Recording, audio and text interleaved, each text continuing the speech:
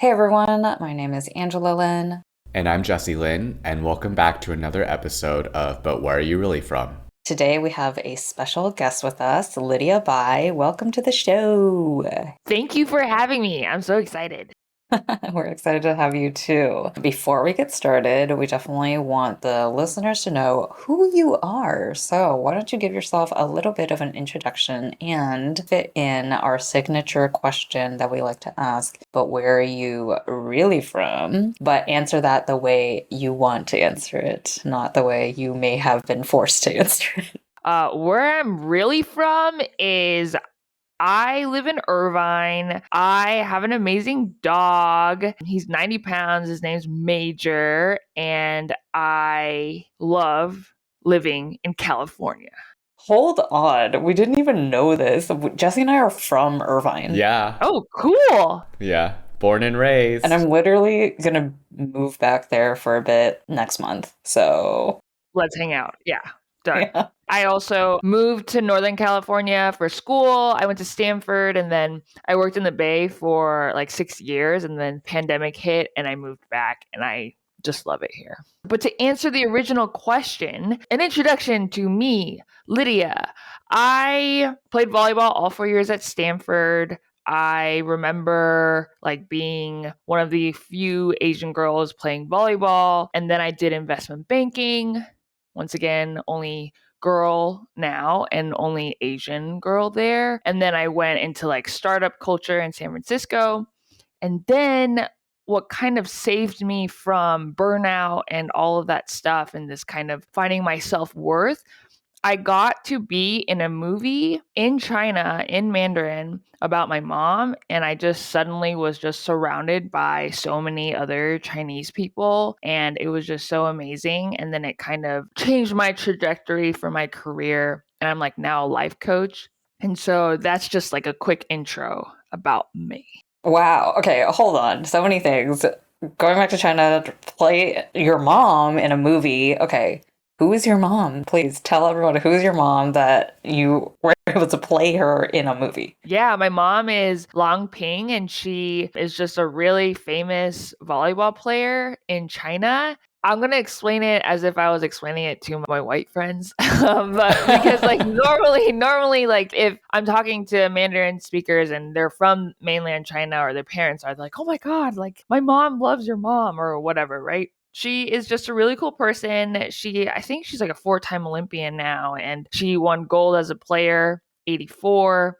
She played that championship match against the US in the LA Olympics, and it was hosted in Long Beach. And that was just super cool. It's like China versus the US. China won. And at that point, China was still very much a third world country. So, like, even just their training and those things were like pretty much Stone Age level, but being able to beat the US was like pretty cool. And so I got to play the younger version of her, like training and stuff. So that was pretty cool.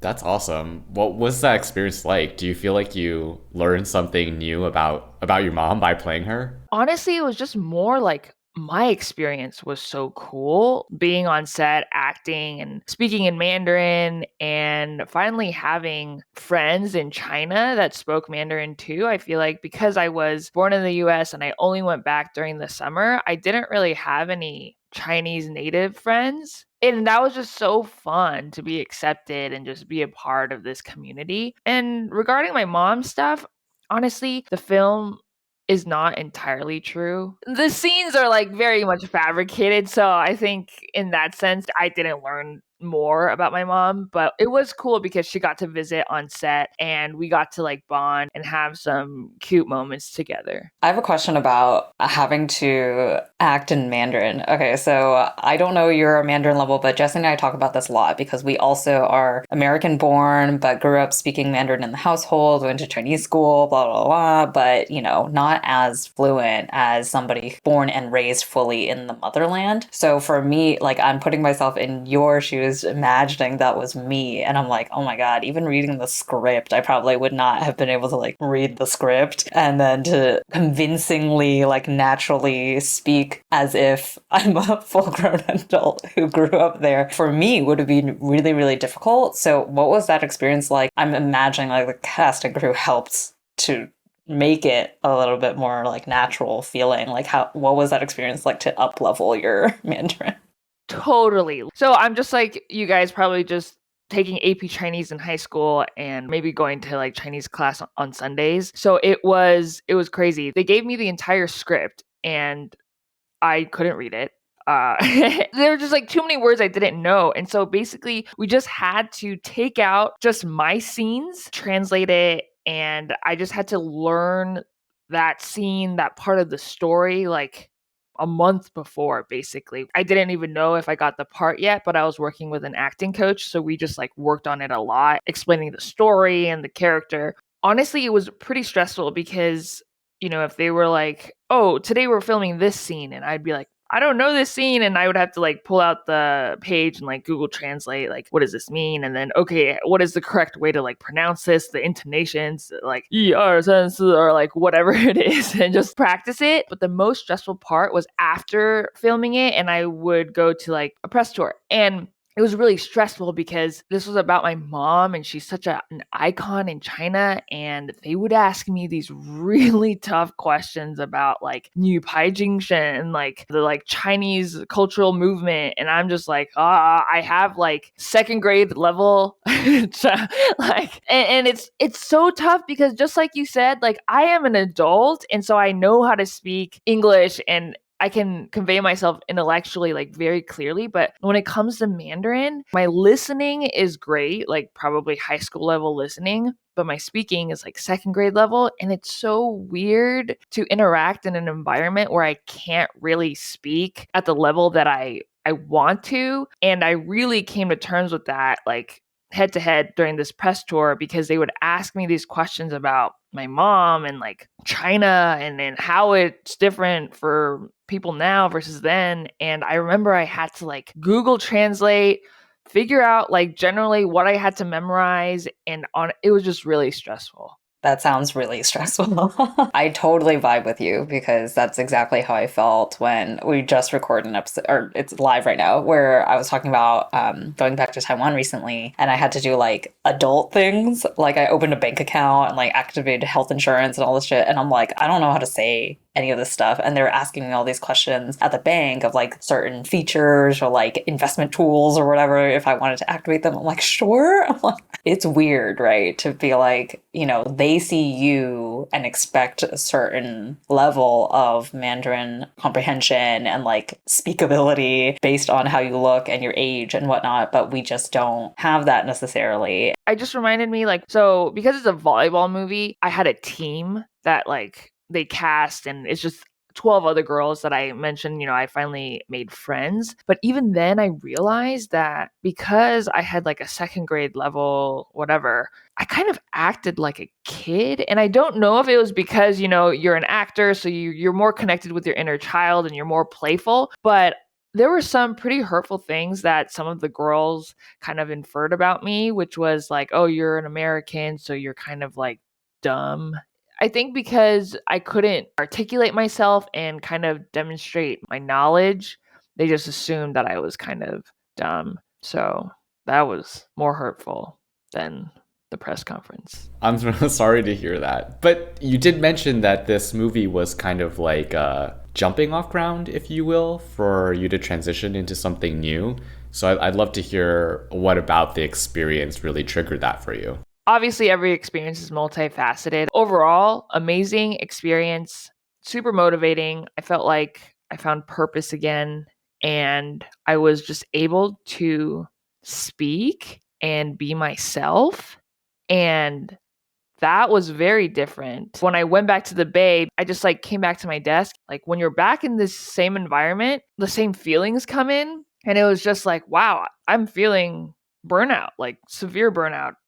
I'm not motivated. I don't want to be here. Having that different experience and then just popping back into San Francisco, I was just like, oh, this is what I was feeling. Like, this is what was going on. And I wasn't afraid to just leave San Francisco and move back home to Irvine. And that just pushed me towards figuring that out. And then that's what I do now. I'm a life coach and I help people.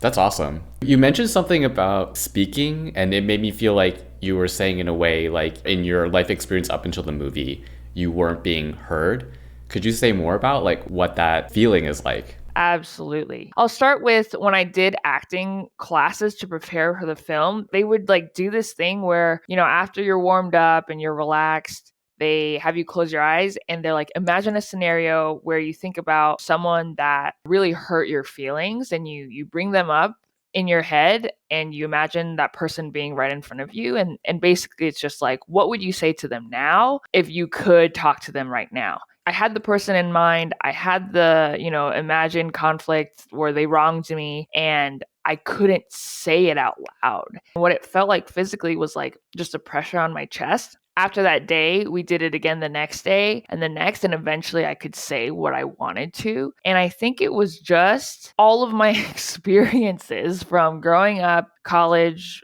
investment banking, startup, where I just feel like I didn't belong. And so I needed to cater to other people's needs, making sure that everyone else feels okay. But I think doing that over and over again, I just lost the bravery it takes to say what you really want. And I think I just shrinked a little bit in that way.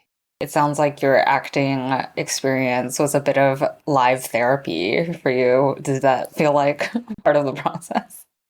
Yeah, it really did. And it also fueled my curiosity. That's why it fueled my curiosity to go into life coaching. I just realize now with, the things that I've learned so far in my kind of coaching career is that sometimes just changing what you believe about yourself, believing like I'm enough or I got this, that only goes so far because our bodies, when we are in these situations where we feel like we don't belong or these social situations that are uncomfortable, our like nervous system just automatically is activated and we feel stress, anxiety. When your body is in that state of stress, you sometimes can't access your logical thinking or that part of your brain. I think it's just really important to give yourself some space, not necessarily be too hard on yourself that like, oh, I should have said this out loud. It's like it's a journey to find your voice. And I think the best way to do that would probably be to forgive yourself, just be easy on yourself, because that's just another layer of anxiety that we self-inflict. You mentioned that working on the movie and being in that environment of also having to like speak Mandarin and interact with different kinds of people helped you find this voice, but at the same time, you were forced to use a language that you don't have like as much capability to communicate yourself fully with as in English. So like, was it putting yourself in like such a foreign, like out of your norm experience? Was that the thing that shook you? Or like what part of that experience helped you find that voice, considering that it kind of suppresses your voice in a bit because you can't like communicate everything? So I think what helped me find that like speaking out thing was the acting training. Like every single day in acting class, you're asked to do these fucking outrageous, ridiculous things. And it's basically you just coming up against your own voice where it's like, for example, my acting coach started playing classical music and he was like, okay, imagine yourself as a speck of dust and you're floating in the air to this music and embody this dust. And in my head, I'm just like, what the fuck is this? Like, this is so ridiculous. It's so embarrassing. But then it's like, no, you just have to do it. If you don't do it like fully into it, you have to start over. And the reason why you don't pass is because you're battling with your own like inhibitions of like, oh, this is weird. Ugh. And so in order to fully be able to complete the task, you have to just ignore and just get through all of that self-talk, all of that like things that are cautioning you, don't do this, it's embarrassing. And I think you just do it over and over again and you realize that the biggest blocker for you to actually complete the task is really your own mind that's telling you to not do this. That really just helped me. Even during the press tour, I was speaking in Mandarin. And when that came into my head, where it was like, oh, your Mandarin isn't even that great, I just had to just be like, I still have to do this though. And so like push this to the side and be like, all right, well, this is as good as it's going to get. And I just knew that if I wanted the best chance at succeeding at speaking at whatever level I was at, I just had to move those thoughts aside and just try and complete the task. Yeah, it really sounds like your acting experience was like 10 years of therapy crammed into your 2 month sabbatical. Yeah, that's so true. Hey listeners, wondering how you can support us? The biggest way is by increasing our visibility by following us on Instagram at Where Are You From Pod, on TikTok at But Where Are You Really From, subscribing to our YouTube channel under But Where Are You Really From Podcast, rating and reviewing us on Apple Podcasts, and telling your friends. The more people we can get to listen to the show, the more we can continue spotlighting different perspectives and stories. And if you feel so inclined, we're also accepting donations at buymeacoffee.com/whereareyouFrom. Thanks, y'all. So you mentioned about your coaching. Is there a specific population you work with and like a specific topic that you work with most commonly? Yeah, I focus on women in tech, and I just help them deal with that stress that they feel when they work in a male-dominated workplace. Our journey with validation is, from a young age, if I do this well, oh, like mom's happy, dad's happy. Then when you're an athlete, it's just like, oh, winning a game feels like you're on drugs. So you just want to keep on accomplishing more and feeling more validated. And then when you are thrown into the workplace, and for me, it was the investment banking space, I felt discomfort being in a room with strange men varying from all ages. I just felt so uncomfortable. And I think my brain was just like, okay, if you want to deal with this discomfort, you need to get validated by your work. Like you just need to work harder and just do well and just be a star. And then you won't feel this discomfort. Over time, I just began to make failures mean so much about me that I just wasn't going to fit in, or like this just wasn't for me, or like these guys are just better than me. I ended up being in a constant state of stress at work. And, if I knew what I know now, and I could tell my younger, hardworking self that's so hard on herself, I would just say that, you know what you're feeling right now isn't because you're not good at your job. It's because you're actually feeling this physical state of high stress and your body's just soaked in stress juice, and it has nothing to do with your capability to create good work. It doesn't mean that you're not going to have a great career. It's just that you are really tired and overwhelmed from repeating this story to yourself over and over again that you aren't enough, you don't belong. All that stuff is BS. Like at the end of the day, take care of yourself, because your body is going through an actual stress response and it's activated. So make sure at the end of the day, you draw yourself a hot bath. Maybe you exercise, maybe you dance,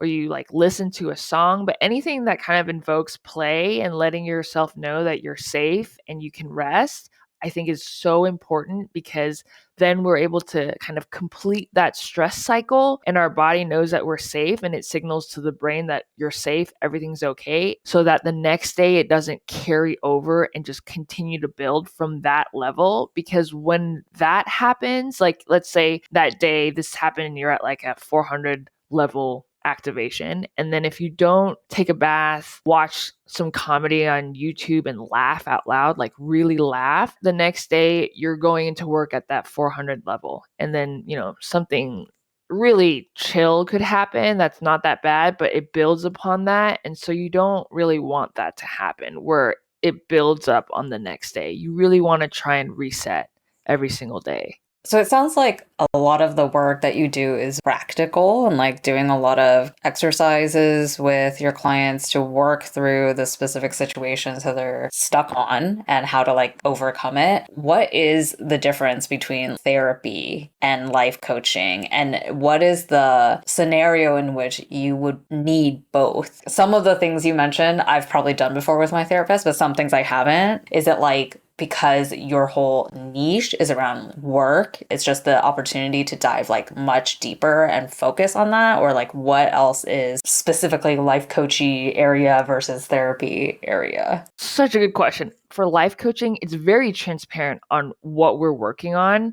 And it's also more forward focused. So I asked the client, where do you want to be at the end of our kind of coaching program? And how do you want to feel at work? And so I kind of guide them to be like, at the end of this program, I want to feel calm when I walk into the work office and motivated. I feel a sense of purpose. I have my own back. And more concretely, when I walk into a meeting with more than 2 people, I feel safe enough to share and add value to the conversation and not take myself out of the meeting ahead of time because I feel like they won't listen or, they won't receive my input. How it's different than therapy is we dive into some of the beliefs that you might have regarding that specific scenario, and we'll work on that, giving you some actionable things to do that you can do after our one-on-one sessions together that were in real time. You'll be like, oh, this is what I keep doing. This is what Lydia was talking about in my session earlier this week. And then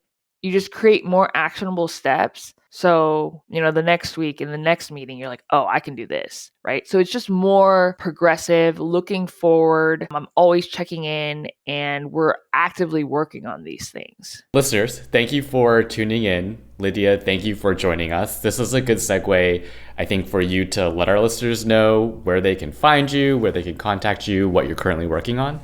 Yeah, for sure. And also, I want to give a shout out to Jesse and Angela because the fact that you guys created this podcast, I was just so stoked to find you guys.